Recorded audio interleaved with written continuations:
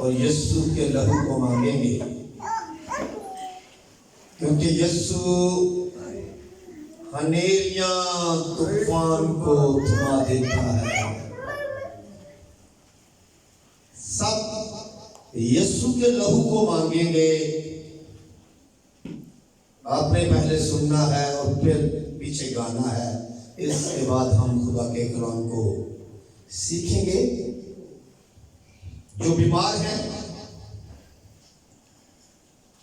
मेरा ईमान है कि इस गीत के दौरान वो चंगे हो जाएंगे। Hallelujah, hallelujah. यीशु के बीमारियां दी क्या औकात है, बोले यीशु के बीमारियां दी क्या औकात है, मेरे यीशु जी दे खोने दी क्या बात है, मेरे यीशु जी दे खोने दी क्या बात है। यीशु के बीमारियां दी क्या औकात है, यीशु के बीमारियां दी क्या औकात है, मेरे यीशु जी दे खोने दी क्या बात है, मेरे यीशु जी दे खोने दी क्या बात है। ओ साडा सोना यीशु यीशु, ओ साडा सोना यीशु यीशु, भगवान ओ साडा सोना यीशु यीशु, ओ साडा सोना यीशु यीशु, मेरे यीशु जी दे खोने दी क्या बात है। हनेरियां तूफान जेड़ा पल च थमावे, हनेरियां तूफान जेड़ा पल च थमावे, कुदरत दे नाल जेड़ा कल कदर जावे, कुदरत दे नाल जेड़ा कल कदर जावे, हनेरियां तूफान जेड़ा पल च थमावे, हनेरियां तूफान जेड़ा पल च थमावे, कुदरत दे नाल जेड़ा कल कदर जावे, कुदरत दे नाल जेड़ा कल कदर जावे, यीशु नाम विच वधदा जा ओदी उच्ची जात है, यीशु नाम विच वधदा जा ओदी उच्ची जात है, मेरे यीशु जी दे खोने दी क्या बात है, मेरे यीशु जी दे खोने दी क्या बात है। यीशु के बीमारियां दी क्या औकात है, यीशु के बीमारियां दी क्या औकात है, मेरे यीशु जी दे खोने दी क्या बात है, ओ मेरे यीशु जी दे खोने दी क्या बात है। अन्यां नू नैन देंदा मुर्दे जवावे, अन्यां नू नैन देंदा मुर्दे जवावे, रोगियां दे रोग जेड़ा पल च मुकावे, रोगियां दे रोग जेड़ा पल च मुकावे, अन्यां नू नैन देंदा मुर्दे जवावे, अन्यां नू नैन देंदा मुर्दे जवावे, रोगियां दे रोग जेड़ा जड़ तो मुकावे, रोगियां दे रोग जेड़ा जड़ तो मुकावे, मेरी जिंदगी दे बदले ने यीशु ने हालात है, ओ मेरी जिंदगी दे बदले ने यीशु ने हालात है, ओ मेरे यीशु जी दे खोने दी क्या बात है, ओ मेरे यीशु जी दे खोने दी क्या बात है। ओ यीशु यीशु के बीमारियां दी क्या औकात है, और यीशु के बीमारियां दी क्या औकात है, मेरे यीशु जी दे खून दी क्या बात है, और मेरे यीशु जी दे खून दी क्या बात है। ओ साडा सोना यीशु यीशु, ओ साडा सोना यीशु यीशु, ओ साडा सोना यीशु यीशु, ओ साडा सोना यीशु यीशु, ओ साडा सोना यीशु यीशु, ओ साडा सोना यीशु यीशु। Hallelujah, hallelujah. हम खड़े रहेंगे, हम कलाम मुकद्दस की तिलावत करेंगे। कलाम मुकद्दस के लिए सब अपनी जगहों पर खड़े होंगे और हम पढ़ेंगे। कलाम मुकद्दस में से देखेंगे मुकद्दस पौलुस रसूल का करंथियों के नाम पहला खत, उसका 11वें बाब की 23 आयत से 32 आयत तक पढ़ेंगे। मुकद्दस पौलुस रसूल का खत, पहला खत करंथियों के नाम, उसका 11वां बाब, उसकी 23 आयत से 32 आयत तक पढ़ेंगे। जिसने हवाला निकाला है वो सामने आए और पढ़ने में रहनुमाई करे। जी हाँ, सामने आए।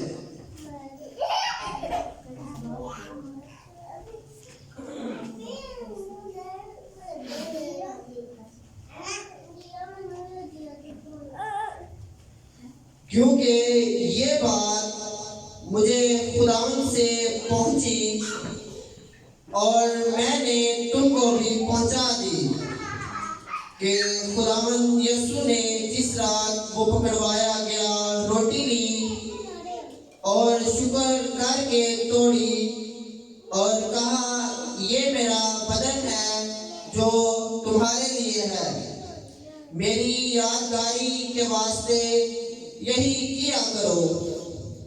इसी तरह उसने खाने के बाद प्याला भी लिया और कहा, ये प्याला मेरे खून में नया अहद है, जब कभी पियो मेरी यादगारी के लिए यही किया करो। क्योंकि जब कभी तुम ये रोटी खाते और इस प्याले में से पीते हो तो खुदावंद की मौत का इजहार करते हो जब तक वो ना आए। इस वास्ते जो कोई नामुनासिब तौर पर खुदावंद की रोटी खाए या उसके प्याले में से पिए, वो खुदावंद के बदन और खून के बारे में कसूरवार होगा। बस आदमी अपने आप को आजमा ले और इसी तरह उस रोटी में से खाए और उस प्याले में से पिए, क्योंकि जो खाते पीते वक्त खुदा के बदन को ना पहचाने और उस खाने पीने से सजा पाएगा।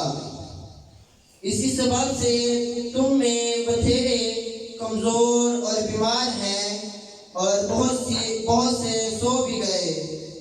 अगर हम अपने आप को जांचते तो सजा ना पाते, लेकिन खुदावंद हमको सजा देकर तरबियत करता है ताकि हम दुनिया के साथ मुजरिम ना ठहरे। कलाम का पढ़ा और सुना जाना हम सब के लिए वैसे बरकत हो। तशरीफ रखें।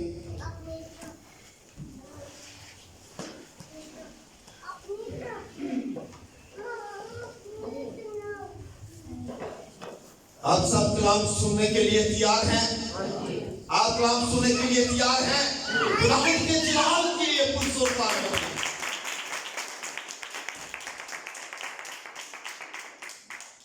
और एक याद मेरे पीछे पड़े, मैं आगे पढ़ता हूं, आप पीछे पड़े। लेकिन खुदावंद हमको सजा देकर तरबियत करता है ताकि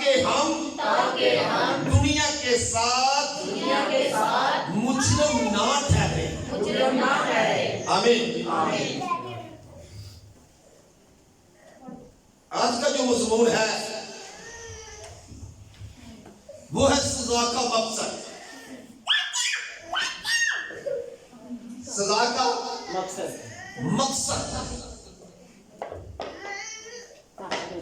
मेरे चीजों,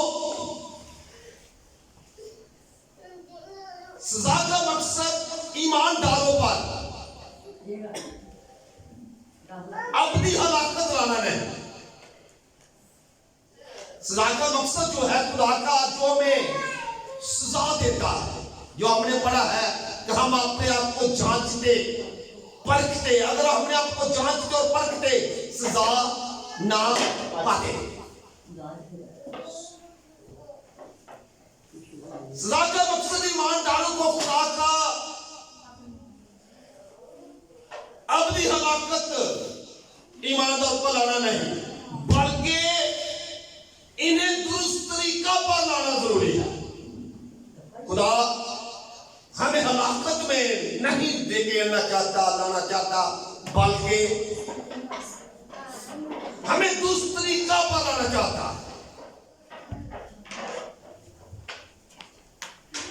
और सजा का जो महरक है वो भी खुदा की मोहब्बत है। खुदा अपनी मोहब्बत से हमें सजा देता। और अगर हम बाइबल मुकद्दस में से ये जहां सजा लिखा है, सजा को अगर हम तंबीह या मलामत के अल्फाज पर गौर करें, जो याद जो मिसालें हमें कलाम मुकद्दस में मिलती है कि खुदा में वक्त पर तंबीह करता है, तरबियत करता है, हमारी मलामत करता है, तो ये बहुत सी मिसालें हमें मिलती हैं। और खुदा में बर वक्त तरबियत करता है, और वो जो तरबियत है वो थोड़ी सी सजा के रूप में आ जाती है। खुदा हमें नसीहत करता है, खुदा हमें मलामत करता है, खुदा हमें तंबीह करता है।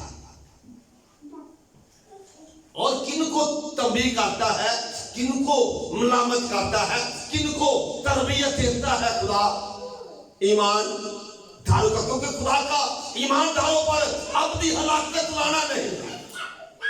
खुदा ईमानदारों को अपनी हलाकत से बचाकर जिंदगी में दाखिल करना चाहता है। मेरे अज़ीज़ों, कलाम मुक़द्दस में इस मलामत और तंबीह के मतलब बहुत सी आयत मिलती हैं, और हमने पढ़ा भी है कि सजा देकर तरबियत करता है। खुदा सजा देकर क्या करता है? हमारी तरबियत करता है। कलाम मुक़द्दस में मिसाल की किताब में जब हम पढ़ते हैं, मिसाल 3 बाब 11वीं और 12वीं आयत जब हम पढ़ते हैं तो लिखा है, ऐ मेरे बेटे, खुदावंद की तंबीह को हकीर ना जान और उसकी मलामत से बेजार ना हो।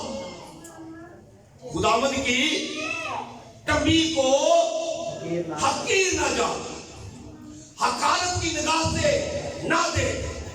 अगर तूने कुछ गलत किया है, खुदा तंबीह करता है, तो फिर हकारत की नजर से ना दे और उसकी मलामत से बेजार, दुखी, परेशान ना हो। क्यों? क्योंकि खुदावंद उसको मलामत करता है जिससे उसे मोहब्बत है। खुदावंद किसको मलामत करता है? जिससे मोहब्बत है।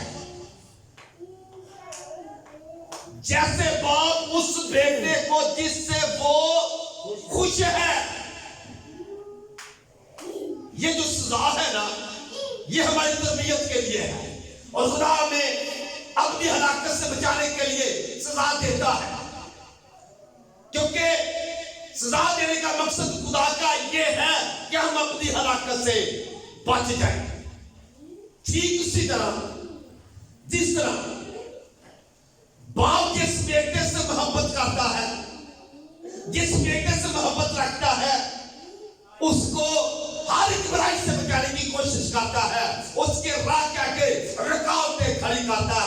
उसको हर तरह से बचाने की कोशिश करता है, घर से निकलने न देगा। बेशक मोटर बाइक वाले हैं, लेकिन उसको बच्चे से प्यार है, वो मोटर बाइक से नहीं देगा कहीं गिर कर इसको चोटें ना आ जाए। हर मुमकिन कोशिश करेगा बाप कि मेरा बेटा सजा ना पाए, मेरा बेटा मुझे न ठहरे, मेरा बेटा गिर ना पड़े, मेरा बेटा कहीं चोट ना लग जाए मेरे बेटे को। हर मुमकिन खुदा, हर मुमकिन बाप जिस बेटे का खुश है उसे बचाने की कोशिश करता है। इस तरह हमारा बाप जो आसमान पर है वो हमें अबदी हलाकत से बचाता है। हालेलुया।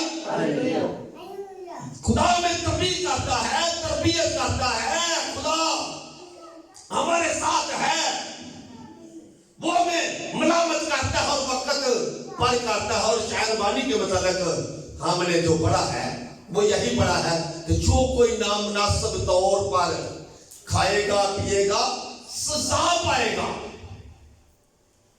और खुदा में सजा से बचाना चाहता है।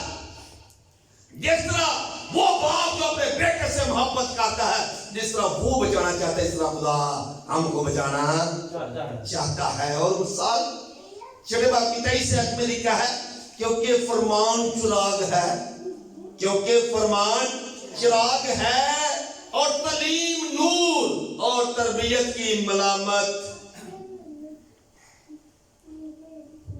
हयात की राह है, और तरबियत की मलामत हयात की राह है।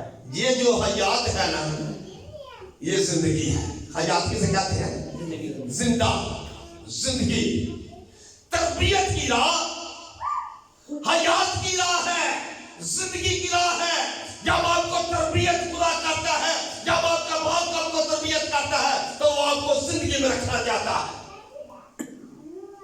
बाप जो दुनिया है वो चाहता है कि मेरा बेटा मौत में ना आ जाए, और मेरा आसमानी बाप ये कहता है कि मेरे बेटे और बेटियां गुनाहगारों के साथ अपनी हलाकत में ना आ जाए। ये तो ईमानदार है, ये तो खून खरीदे हुए लोग हैं। नामुनासिब तौर पर जो खाए पिएगा सजा पाएगा, और हमें पुराने मुकद्दस बहुत से हवाले मिलते हैं।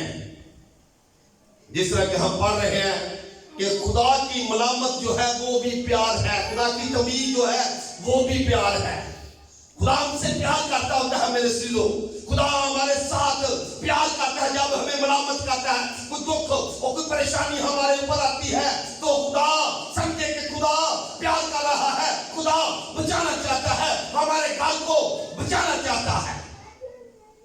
जब आप पे कोई दुख मुसीबत है, आपके बच्चे पर कोई प्रॉब्लम आ जाए, मुसीबत आ जाए, परेशानी आ जाए, आप खुद आप पर आ जाए, कोई बीमारी आ जाए, ये ना समझे कि खुदा हमारे मुखालिफ हो गया है। आपने यीशु मसीह को कबूल कर लिया है, आप ईमानदारों की लिस्ट में हैं, आप समझ रहे कि अब तरबियत हो रही है।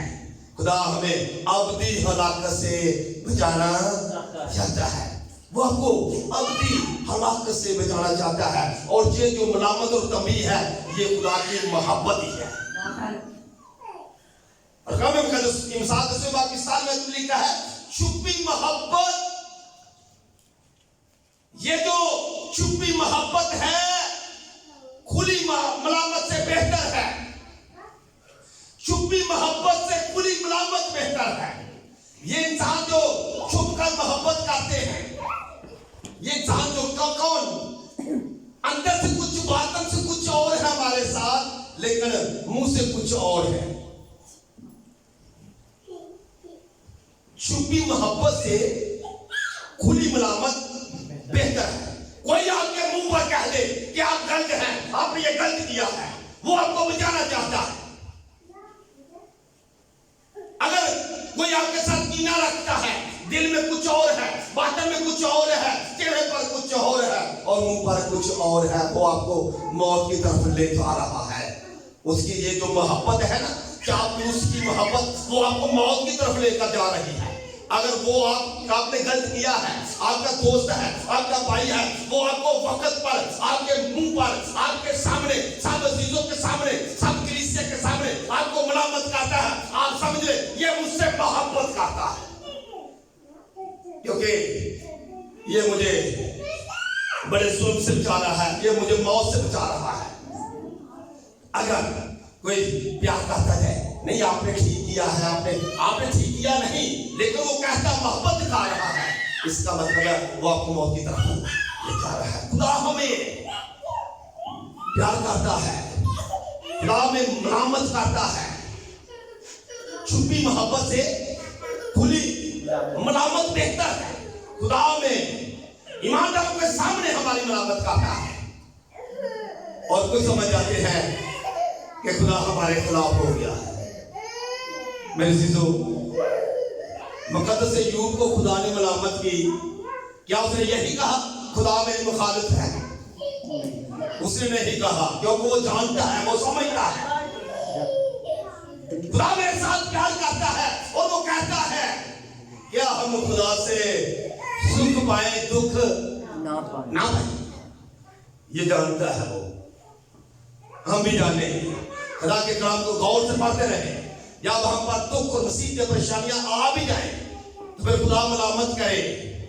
आपके बेटा बेटी, आप खुद, आपकी बीवी, आपके वालिदैन बहन भाई, कुछ भी आप पर आप फतह खाए, ये न समझे कि खुदा आपके मुखालिफ है, वो आपको मलामत कर रहा है। जहां से आप गिरे हैं वो कहता है यहां से उठो, वो आपसे प्यार करता है। और जिससे खुदा प्यार करता है ना, उसके मतलब पता क्या लिखा है इब्रानियों बाद में बाब की 5वीं शरीयत में लिखा, और तुम मुझसे नसीहत को भूल गए।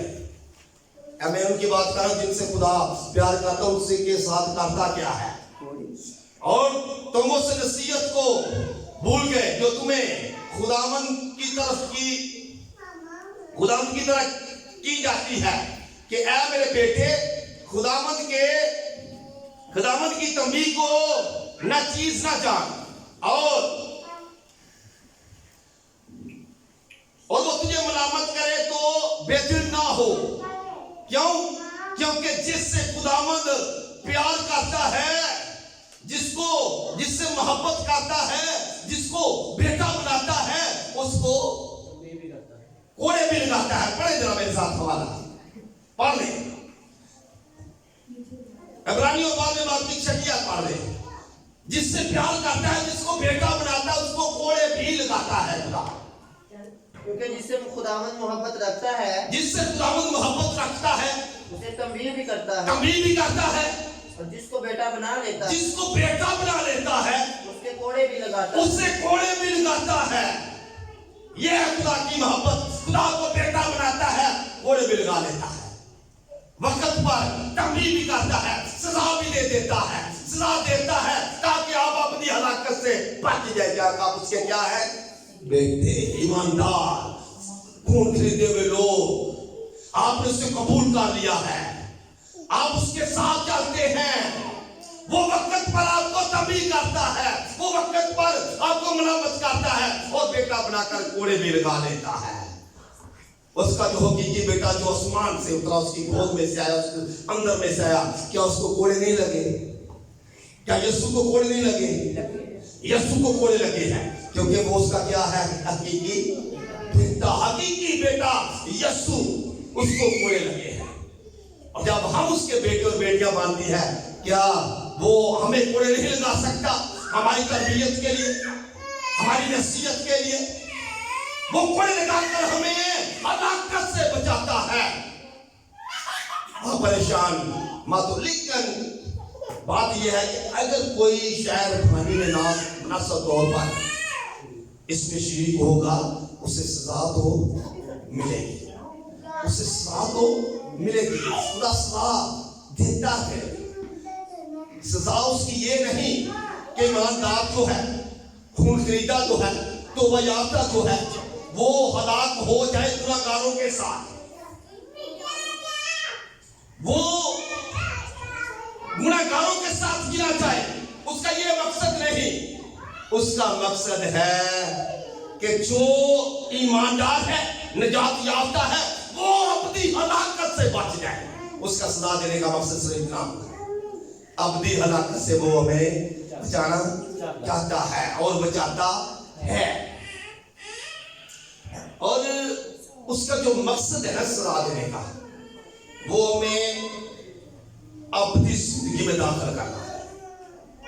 अबदी जिंदगी में दाखिल, यह है मकसद सजा देने का, हम अबदी जिंदगी में दाखिल हो, हमेशा की जिंदगी में दाखिल हो जाए। और हमेशा की जिंदगी में दाखिल होने के लिए आशायरबानी बहुत जरूरी है। इसके बगैर हम जिंदा ना होंगे। यीशु मसीह का फरमान है।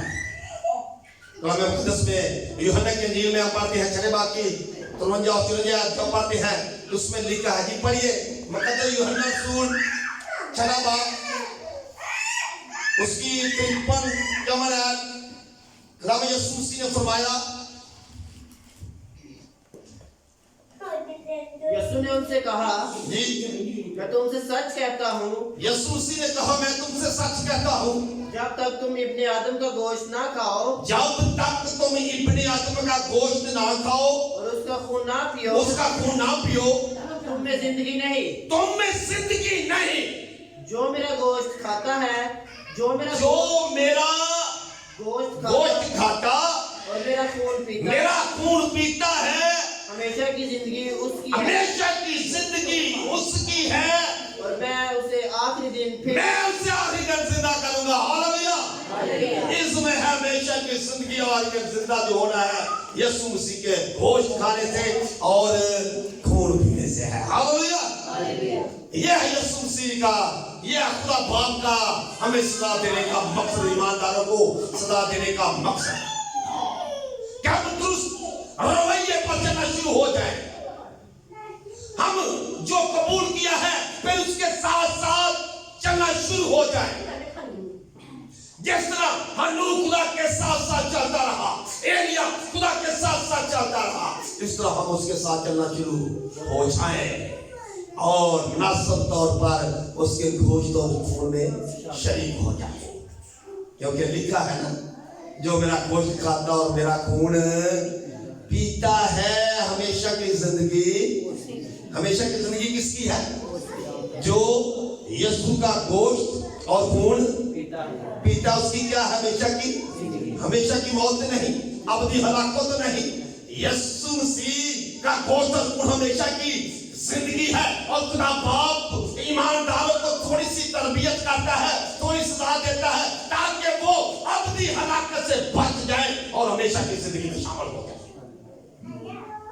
ये है मकसद यीशु मसीह का, ये है मेरे खुदा बाप का मकसद सजा देने का। इसलिए लिखा गया है, लेकिन खुदावन हमको सजा देकर तरबियत करता है। क्या देकर? सजा देकर क्या करता है? तरबियत, नसीहत, मलामत, तंबीह करता है ताकि हम दुनिया के साथ मुजरम ना ठहरे। वो हमें मुजरम नहीं देखना चाहता, वो हमें रास्तबाज देखना चाहता है, वो हमें गुनाहगार नहीं देखना चाहता, वो हमें गुनाहगारों के लिस्ट में नहीं देखना चाहता।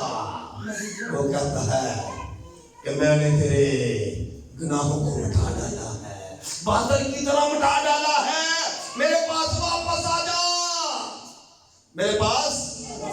आ जा, मैंने तेरी खताओं को बख्श दिया है। मुबारक है वो जिसकी खता बख्शी गई और जिसका गुनाह ढका गया, वो मुबारक है।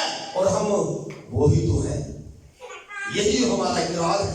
हमने जब तौबा की, जब ने इससे पैदा हुए, यही तो कहा हम अपने गुनाहों का इकरार करते हैं। हम ईमानदारों की लिस्ट में हैं। जब ईमानदारों की लिस्ट में है, अगर हमसे गलती खता कुछ हो जाए थोड़ा बहुत, तो फिर थोड़ी सजा मिलती है।